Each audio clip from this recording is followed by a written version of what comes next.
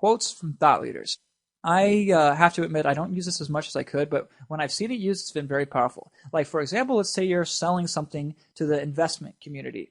If you had a quote from Warren Buffett that perfectly was agreeable with everything you showed in your system, like, did you know, okay, this is fact. Did you know that Warren Buffett has like 11.3% of his money in the foreign exchange market, or 72% or whatever? I can't remember this exact statistic, but I was reading this one day.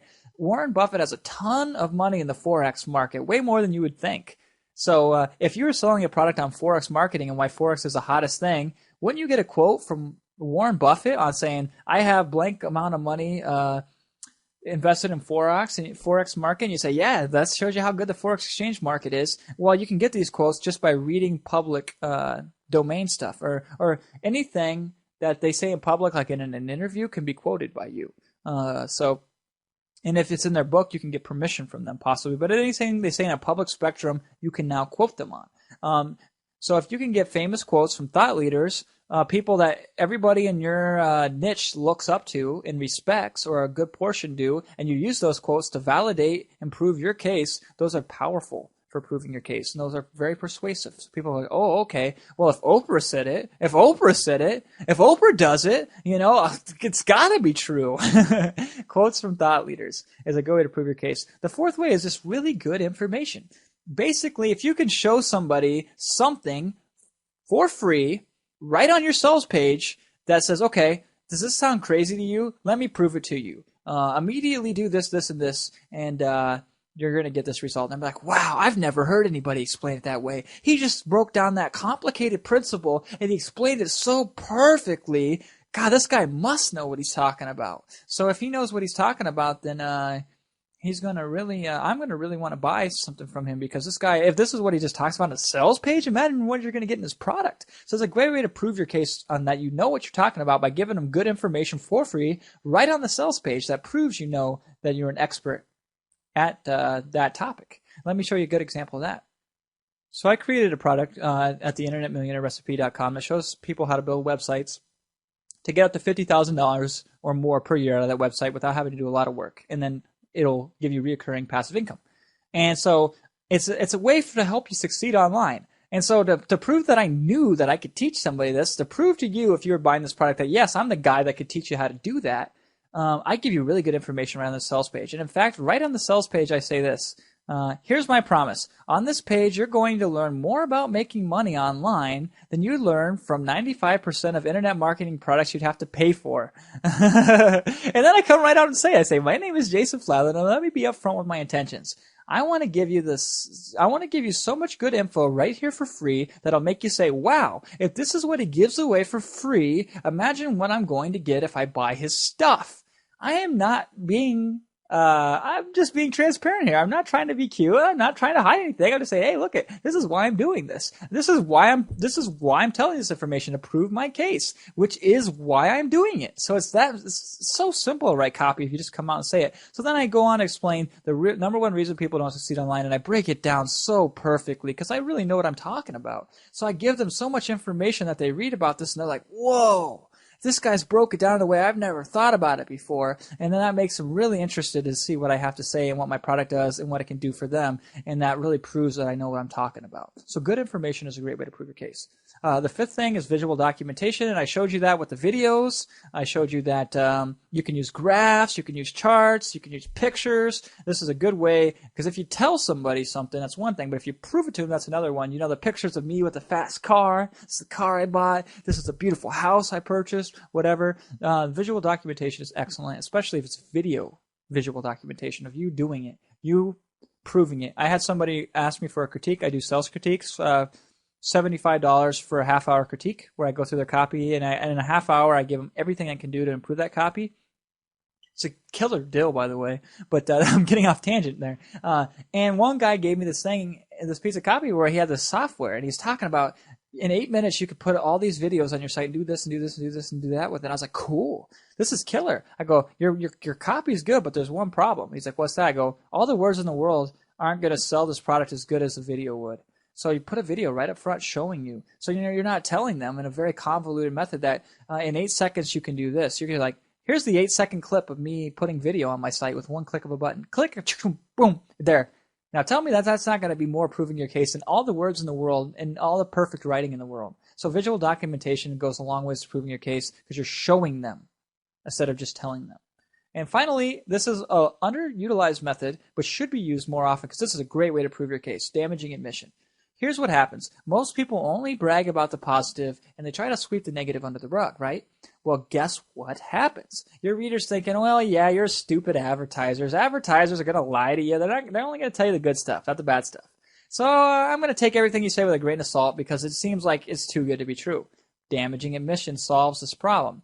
What you do here is you ask yourself, what are my product limitations and how can I turn those into selling points?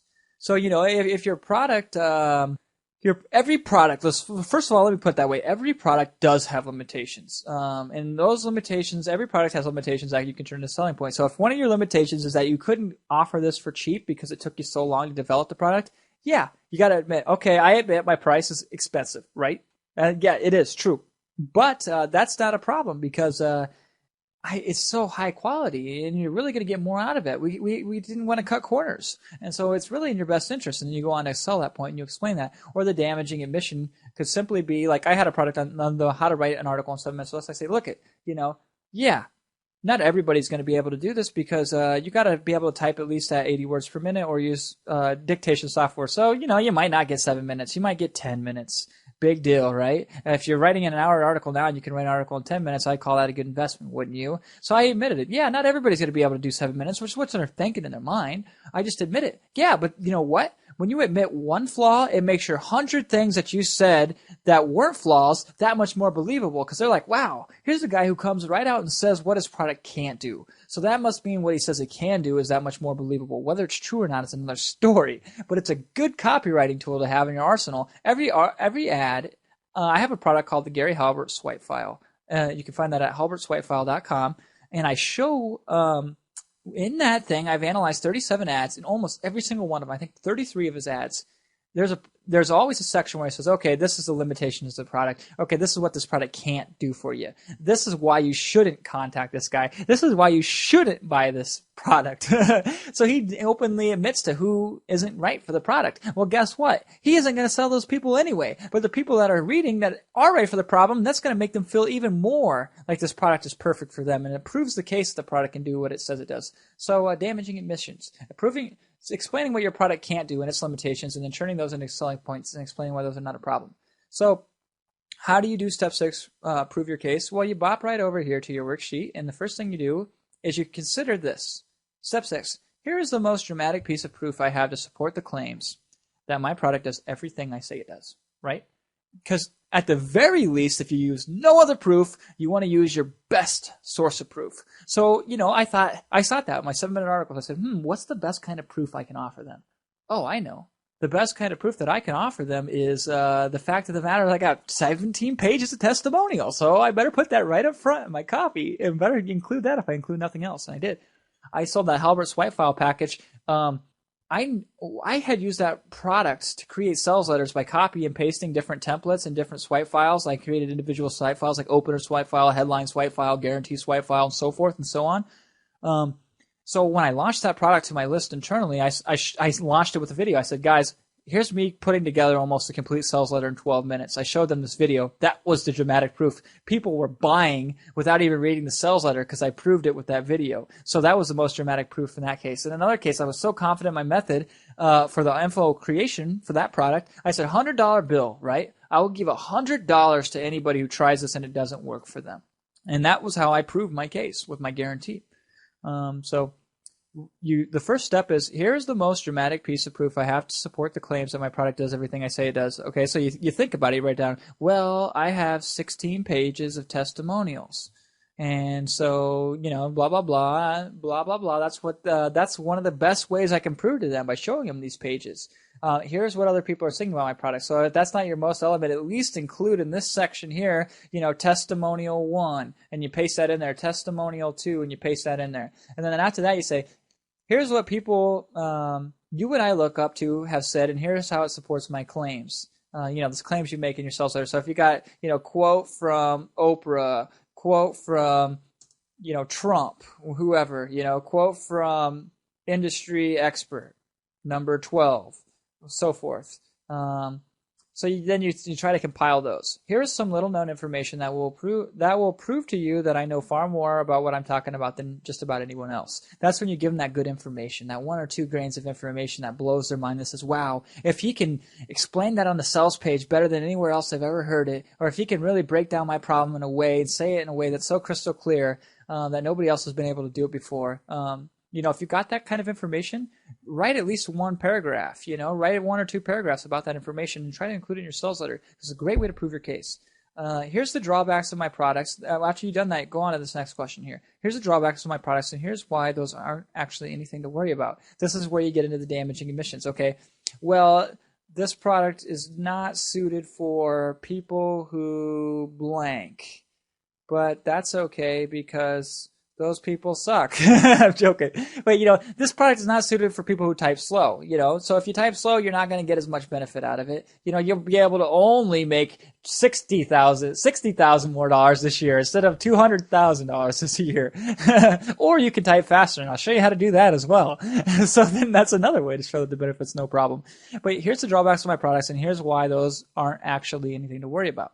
So that helps increase your believability, your proof elements, by admitting that your product is not the perfect thing in the world, and then you explain why that's not a problem anyway. And then finally, here are some demonstrations I can do or have you do to validate the claims I have made about what my product does.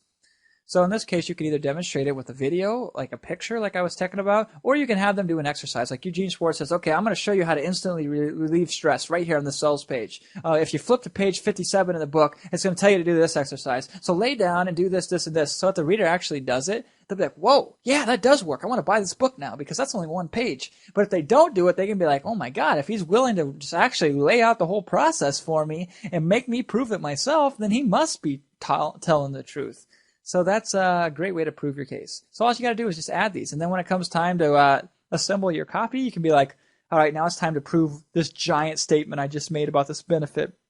Or it's time to prove that the story I talked about was true. So you go to step 6 here and you copy this. You're like, oh, that's it. And then you bop over to your sales letter and you paste it in there. And there's your proof element. That's how you prove what you just said. So that's step 6, proving your case. So thank you so much for watching the proof, step 6, and I will see you on video 7, step 7, which is how to come up with your hook.